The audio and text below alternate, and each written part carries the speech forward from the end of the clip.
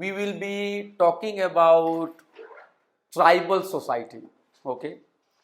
And why tribal society is so important for your course, because a large number of tribal population live around forest and they live in the areas which are rich in natural resources, and we know it very well. We have studied Amitabh Bhaskar, that how the construction of dam, the policies after independence and before independence have hit tribal society more than any other community.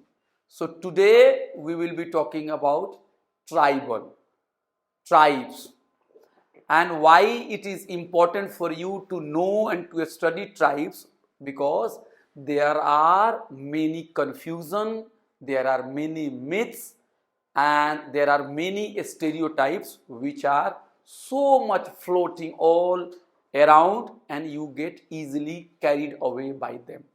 So let's take a class on tribal community in India.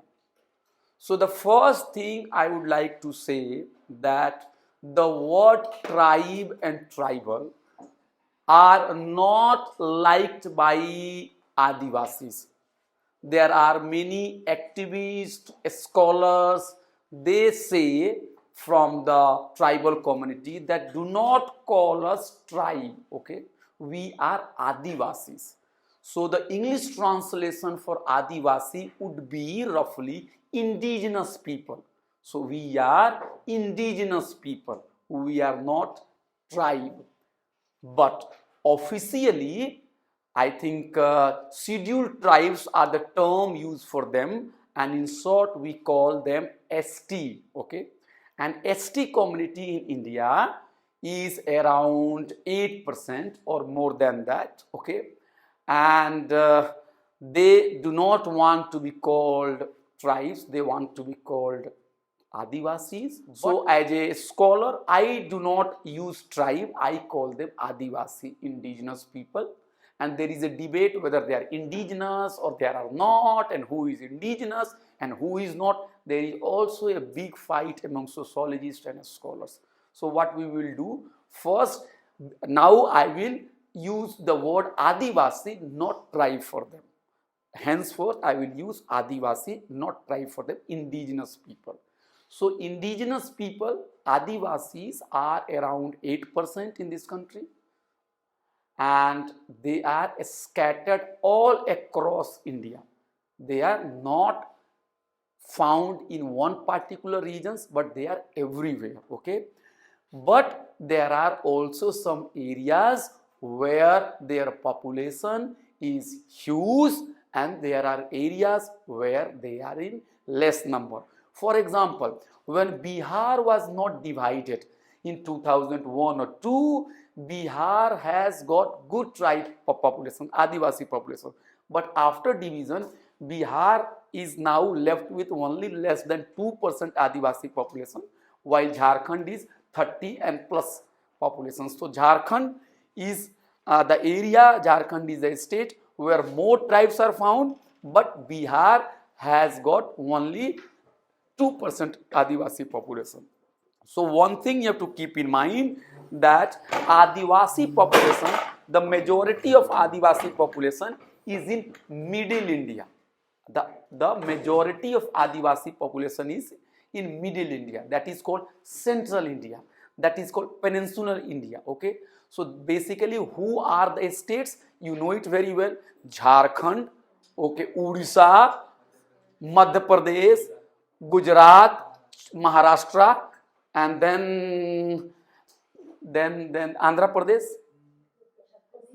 Odisha, Chhattisgarh. Yes, Chhattisgarh, very important state, Chhattisgarh. So these are the areas where 85% of Adivasi live. And if you go there, those areas, the central India, are one of the most backward regions of the world. At the same time, they are rich in mineral. So if you go to Chhattisgarh or Odisha, you will see that the poverty level is very high. On the other hand, big corporate giants, they have captured the resources and they are fast exploiting resources. So look at this stark reality that you sit, you live on gold mine and you are hungry.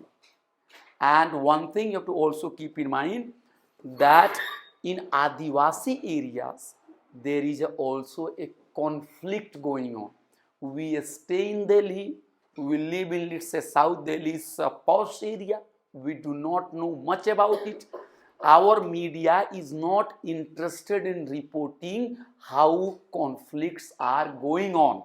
Media is interested to present very rosy picture of India, that Indian team has won the cricket match, there is let's say fashion week going on, and there is a trade fair going on, and people are doing party. So okay, people are definitely doing party, okay, cricket match is happening, Virat Kohli is hitting century, nobody is denying that fact, but the bigger reality is not being told. And why I am bringing this issue here, that as an environmentalist, as a scholar of, let's say, natural resources, you must know about those things. You must know about Adivasi's community. So I have told you that Adivasi community is not concentrated in one area, but they are found in almost every parts of India, but 85% of them are in middle India and 11% are in northeastern state and 3% are in rest of India. The number may go slightly up and down because I made notes some time back. So just if you get, let's say, updated statistics, you can change it, you can modify it, you can fine tune it. So you have to keep in mind generally that we believe that all Adivasis are the same. No. Diversity is the name of nature. Okay. And uniformity is the desire of authoritarian regime. So in Adivasi community, there are also varieties. There are also differences. There are also people who belong to different Adivasi groups. Their rituals, their practices, their food, their way of life are also different. They are similar in many cases, but they are also different. So you have to keep in mind that big Adivasi tribal groups are Gonds, Bhils, Santhals, Urao, Meena, Bodos and Munda.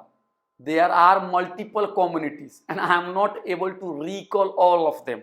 Here what I am trying to do, I am giving you the name of major Adivasi groups. So do not think that okay, if you are not Gond, if you are not Bhil, if you are not Santhal, if you are not Orao, if you are not Meena, if you are not Bodos, if you are not Munda, then you are not Adivasi. No. There are many primitive Adivasis, okay, like Asur, okay, and so many others, okay.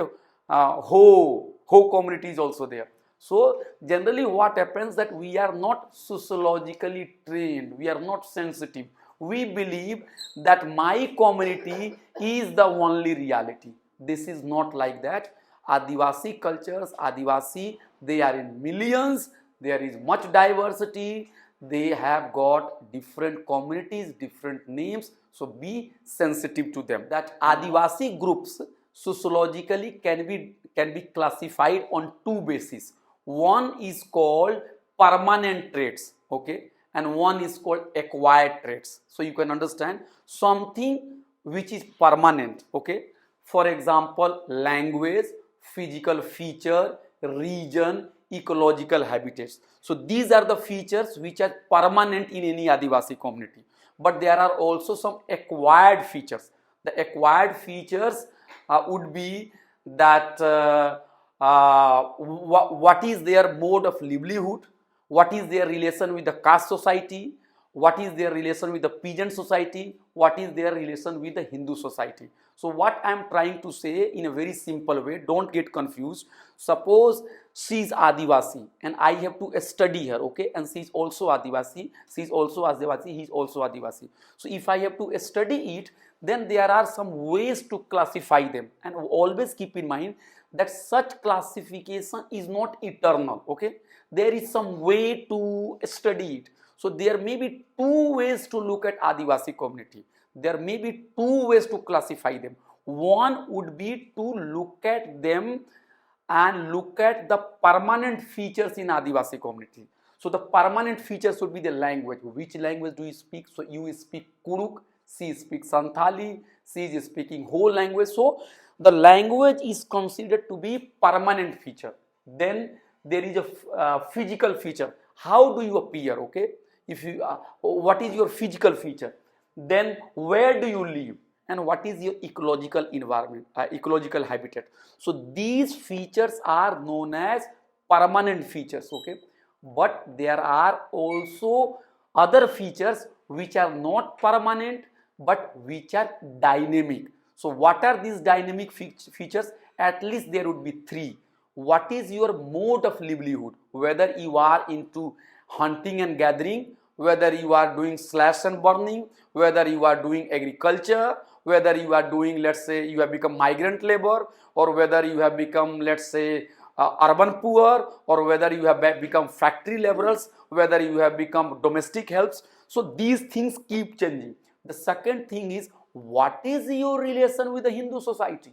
The Adivasis call themselves to be an independent and a different society which has nothing to do with Hindu society. They call themselves as let's say Adivasi. They argue that our religion, Adivasi's religion, is very different. Their religion is called Sarna, S-A-R-N-A, Sarna religion. And in colonial time, Adivasi religion was also incorporated in census. But after independence, that practices was stopped. And what is happening, that many Adivasi activists are demanding, we are not Hindus, okay? We must be allowed to write in census our own religion. And that is why there is much politics going on. And this is another field which needs many lectures. So let's stop it. The point which I am trying to say, that Adivasi society and Hindu society, what has been the relationship? And there is a big sociologist, his name is Ghure. So Ghure wrote a book in colonial time, and Ghure has said that Adivasis are nothing but they are backward Hindus. So there is a tendency to look at Adivasi as if they were part of, let's say, Hindu society, but they are somehow left, they are somehow still backward, and they believe that they are part of Hindu society. But Adivasi society disagree, and they say, no, we are not Hindu, we have separate existence, we have a separate culture, we are a separate people. So if you are a scholar of sociology, much of the research in sociology is going on about whether Adivasi is a Hindu or whether Adivasi is a not Hindu, how much Adivasi has been incorporated into Hindu society. So these are also important features. Adivasi, tribe, caste, Hindu society, what are the similarity, what are the differences. So this is called their incorporation into the Hindu society. So these are acquired feature. So we could look at Adivasi society from two ways. One way would be looking at them and looking at the permanent features, and something which is very different, that is looking at Adivasi society which is acquired trait. So we have to also keep in mind that it is true that the largest population of Adivasi community is living in central India, but their concentration and their highest percentage is in northeast. So in northeastern states, they are in majority. In northeastern states, Adivasis are in majority, but in central India, they are not majority, but they are in good number. You understand? 20%, 30%, 40%, 20%, 30%, 40%. But in northeast, they are in majority. And one thing you have to keep in mind, Adivasi can have different religions. Adivasi practices different religion. For example, an Adivasi practices traditional religion, that is Sarna. An Adivasi practices Islam. An Adivasi practices Christianity, and Adivasi practices Hindu religions. Okay, so you come to the term scheduled caste, SC. Okay, so you cannot get SC status if you are a Muslim. So far, you cannot be Christian, and you cannot be SC also. So to be SC, you have to follow Hindu religion. This is the law till today. But till today, an SC will always be Hindu. You understand? But Adivasi cannot always be Hindu. And Adivasi can have its own religion, and Adivasi can have Christian religion, and Adivasi can have Islam. So in your classroom, suppose if I say I am a ST, then I may be practicing Sarna religion, I may be practicing Hindu religion, I may be practicing Islam, or I may be practicing Christianity. But if somebody is in your class is, let's say, scheduled caste, SC, then he cannot be a Muslim or he cannot be a Christian. So the point which I am trying to say, that Adivasi is a bigger identity than the religious identity.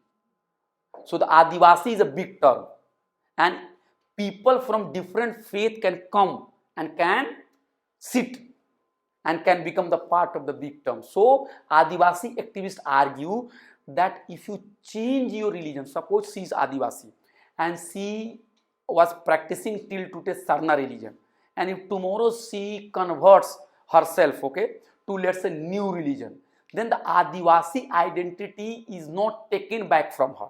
Adivasi identity will always be with her, because Adivasi activists argue that changing religion is not important for us. The more important identity is being Adivasi. You understand? So I have seen in Delhi and other places, when Adivasi, they get together, they celebrate some festival, I find people from different faith, Christians, Muslims, also Hindus, and also people who practice Sarna religion, they all come together. So Adivasiyat is a big term. For example, OBC category, you understand? OBC certificate you get.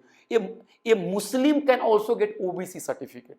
A Christian can also get OBC certificate. A Sikh can also get OBC certificate. A Hindu can also get OBC certificate. So the Pichhda identity, the backward classes identity is a bigger identity, and religion is a smaller identity. So we are first backward, then we are Hindus and Muslims.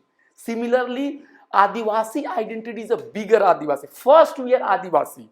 We do not mind our brothers and sisters converting to another religion, because we find that our core identity is Adivasi. But this is not the case with the scheduled caste. Okay, scheduled caste certificate cannot be issued if you practice Islam or Christianity. That is why Muslims and Christians who call themselves Dalits, they are fighting for SC status. They say that our conditions are as bad as the conditions of, let's say, Hindu Dalits, so we should also be given SC status. But on the other hand, the policy makers believe that in Christianity and in Islam, there is no caste system, so you do not deserve to get SC status. SC status can only be given to Hindu scheduled caste, Hindu Dalit. So I wanted to clarify this point, that Adivasi can be Christian also, Adivasi can be Hindu also, Adivasi can be Muslim also, and Adivasi can be the follower of her own religion, her own custom, that is Sarna. Then there is another important thing, that Adivasi lives in many areas. Okay, they live in hills, they live in forests, they live in rural areas, rural plains, they live in also urban industries. So there is one misunderstanding that Adivasis are always in jungle. Na? We have seen that, let's say, Jungle Jungle Pata Chala hai na, Mowgli's cartoon. So we find that Adivasis are always in jungle. That is right, but that is not the full truth. Adivasis can be found in multiple regions where they are in hills, they are in forest, they are in rural areas, they are also in urban industry. So what is happening that in Adivasi area, when dam is constructed, when land is taken back, when forest is cut, then they lose their means to survive, okay? When they are not allowed to enter the jungle to collect wood and forest products, because there are, let's say, forest officers who say that no, don't go inside, because then nature will be under threat. Go out. So when they lose their livelihood, they have no options but to come to city. And when they come to city, they work in factories. You might have seen some small child showing some game at, let's say, a red light. Okay? Yeah. Some people you might have seen coming and selling rose. आप एक गुलाब का फूल खरीद लीजिए दीदी, please buy one flower, okay? And then somebody is coming and selling, let's say, pen, खाना नहीं खाए हैं, I have not eaten something, buy it. And then somebody is selling you books. If you find them out, maybe that out of 10 people, 2 and 3 people are Adivasis who were once upon a time living in their areas, but their lands are taken back and they are here in the city to somehow survive. And I know, I live near JNU, and I know an Adivasi woman, she goes from one house to another house for cooking food, and you know, in my building she was paid only 2,000 rupees for cooking food. So they are also exploited, okay? They are living very difficult life in cities. So do not think that Adivasis are only there in, let's say, jungle. All those big colony, rich colony, if you go and find it out, ask people who are those maids, a large number of them would be coming from Jharkhand, and they might be Adivasi, Urao, Santhal, Munda, but we do not care to ask questions because we feel that we are great and these people are small people. So Adivasis are everywhere. Human beings, the poor people are everywhere. Generally, the rich people think, oh, poor people have no role to play. They are burden on the society. No, without poor people, you cannot live for a second. Imagine you have come to class. Who has cleaned your room? Who has made your breakfast? Who has pulled the rickshaw on which you have sit and you have come to metro station? Who is selling you tea outside? Who is utensil cup in your, let's say, canteen?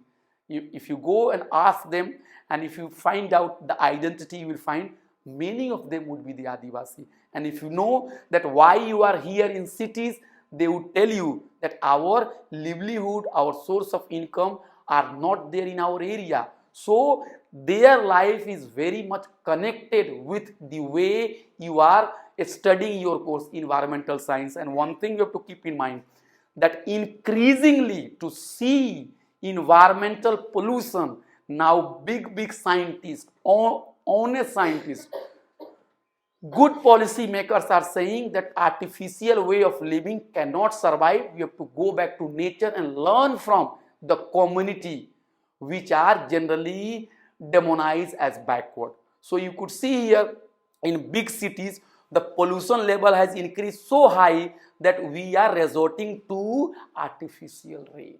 Okay. You tell me, is artificial rain is the solution if you keep destroying our nature? So the now in every developmental program, in every environmental program, you will find that there is a section which is called community development, community participation. So this community is basically referring to indigenous people. Okay, in India they are called Adivasi. Sometimes they are called Mool Nivasi. Let's say in Africa or maybe in America or Australia, they might be called by different names. But the point is that the indigenous people in a particular region has been exploited, has been hit, has been injured, has been killed, has been dispossessed, and industrial society has been established on their graveyard, okay, but the industrial society is creating problem. So now the clever people, the wise people are realizing the mistake that we have done much sin. Let's go back to the community, the indigenous people, learn from their life, and by learning from their life you will be able to understand that how important their way of living was. I would like to give you the example of B.D. Sharma. B.D. Sharma was an IAS officer. He went to work in Adivasi area and he wrote many books and he worked among Adivasi area. So two instances I would like to share with you that B.D. Sharma is talking about, that there were two children. One child was sitting in this class, okay, and another child was playing. By evening, both children met and one asked another, "Hello, what have you done today?" So the boy who was in the classroom has said, "I was in the class. I was given wonderful lecture by my teacher about parrot." Okay. So then the another child was asked, "What you have done whole through the life?" So another child has replied that I have played with parrot whole day. So now you tell me, who is doing better learning? The classroom learning is the learning of the elites, the learning of the mainstream society, the learning method of industrial society. But the boy who is playing with tota, the boy who is playing with the parrot is the real, is the organic way of understanding. I will give you another example. I was teaching my nephew and I asked, how many legs does a cow have? Then the boy has said, 3 legs. I said, why 3 legs? So the boy has said, look at the book. And if the book is not 3-dimensional, I am sure that you could only see 3 legs only.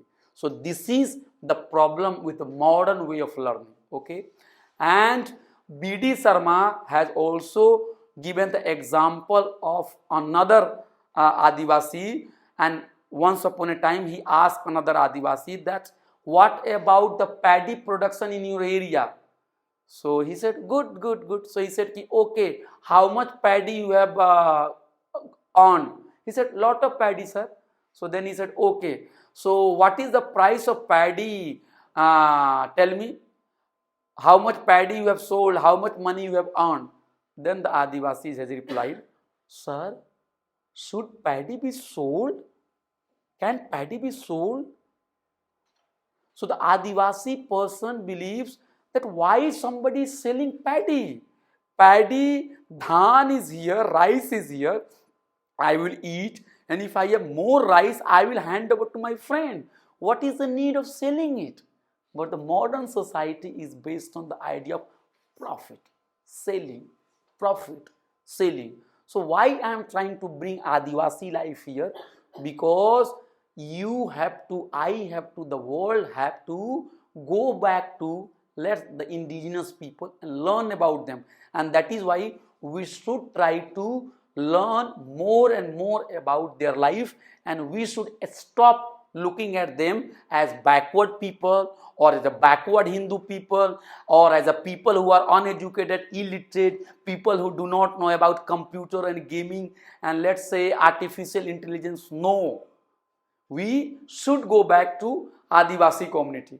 So one thing you have to also keep in mind that Adivasi communities are classified on the basis of language, also race, and they speak multiple languages. Okay, some speak Indo-Aryan languages. Adivasis, some Adivasis speak Indo-Aryan language, some Adivasis speak Dravidian language, some Adivasis are Austric, Tibeto-Burman, and in physical terms they are Negrito, Australoid, Mongoloid, Dravidian and Aryan categories. The point which I am trying to say, as far as language is concerned and physical feature is concerned, they are different. They are varied. So some Adivasis groups are big, some Adivasis groups are, let's say, small. And I have also told you that the sociologists have generally been concerned with how much Adivasis has been incorporated into Hindu society, but I find that this is not the fruitful way of looking at Adivasi, because Adivasi community is very independent. This Adivasi community is very separate. Why should we always do a study in relation with, let's say, Hindu society or other society? Now, I have already told you that as far as livelihood is concerned, profession is concerned, we should not always think that Adivasi means people who are living in jungle, okay? No, Adivasis do multiple things. They are hunter gatherers, they are fishermen, they are food gatherers, they are shifting cultivators, they are peasants, they are also in plantation. She is from Assam. You know the case of Assam? Assam is the region where tea plantation started in colonial time, okay? So the tea plantation needs laborer, okay? So from Jharkhand, they have got Adivasi people. They were forced to work in tea plantation in northern Bengal and in Assam. So in Assam, if you go there, the tea which we drink in the morning, it is all because of Adivasi laborers who are working there. And in those states, they are demanding Adivasi status, ST status, but they are denied. They are denied ST status because they are seen as foreigners, okay? Because they migrated from, let's say, Jharkhand or Odisha or other areas. You understand my point? So how the term indigenous is also not very easy to implement. In fact, suppose if I am Adivasi and I, let's say, stay in Jharkhand, and tomorrow, let's say, colonial government has come and colonial government has forced me, okay, let's come, let's go to tea plantation, and I am dragged to Assam. Once I reach in Assam, I work and I am given very little rights, but she is Assami. Now she is looking at me as outsider. So the indigenous people in Jharkhand are now turned into foreigner and outsiders. So this is also very complex issue, that how Assam is itself a state which has been marginalized by center, okay? But now the marginalized community Adivasi, when they reach there, they are marginalized by Assamese. So look at the complex reality. I have also told you in previous classes that Adivasi society and natural resources were attacked largely in colonial time. And in colonial time, because of profit making, because of industrialization, the natural resources were increasingly exploited. 1947, India got independence. So in 1947, colonialism has ended or colonialism has remained? Tell me. When India has got independence in 1947, colonialism has ended or colonialism was still here? It has ended.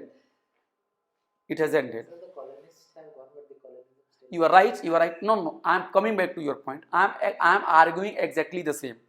So there is a professor whose name is Virginius Khaka. Professor Virginius Khaka. He was associated with Tata Institute of Social Sciences. Okay. So Virginius Khaka was also asked by the Prime Minister to make a report on Adivasi community, on tribal community, and he made a report, and the report is with me. I wanted to discuss it one day. So the Virginius Khaka is now retired, well-known scholar. He is a Urao, but he was born and brought up in North Bengal. Okay. So Virginius Khaka has argued that colonialism has ended.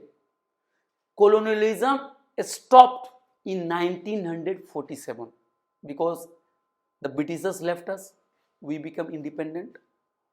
But the process of colonization has not stopped. So he is making a difference between colonialism and colonization. Colonialism as a political phenomena has ended, but colonization as a mindset, as a policy has not ended. So we have already studied Amita Bhaviskar, okay, and we have seen that how the post independence policy has not done away with the colonial legacy, and exploitations of the resources is going on, and marginalized people are further marginalized. So Professor Virginius Khaka has to say that as far as Adivasis issue is concerned, we find that colonialism has ended, but the process of colonization has not stopped. And he has said that, okay, I understand that colonial government has not given anything to Adivasi, it has only taken from them, and post-independence government, since it is a democracy, it has given something to Adivasi community. For example, seats are reserved in college and in university, in public sectors, in parliament, in assemblies. Some schemes are launched for the tribal welfare, okay. So some schemes are given to Adivasi, right? Education, health is given. More needs to be done, that is another issue, but something is given. But then Professor Virginius Khaka is saying that very little is given to Adivasi and more are taken from the Adivasi area. This is also very important concept. So suppose if you are a Adivasi, I am giving, let's take job, let's take seat in parliament, but I am from area taking all forest, okay, and I am selling it to somebody else. So the Adivasi area is today turning into a conflict zone. Why conflict zone? Because Adivasi believe that they have the right to govern their life, they should be allowed to make policies.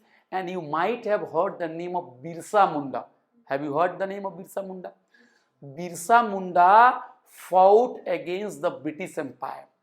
Birsa Munda fought against exploitation because in colonial times, in Adivasi area, sharecroppers, moneylenders, traders, infiltrators, zamindars, they all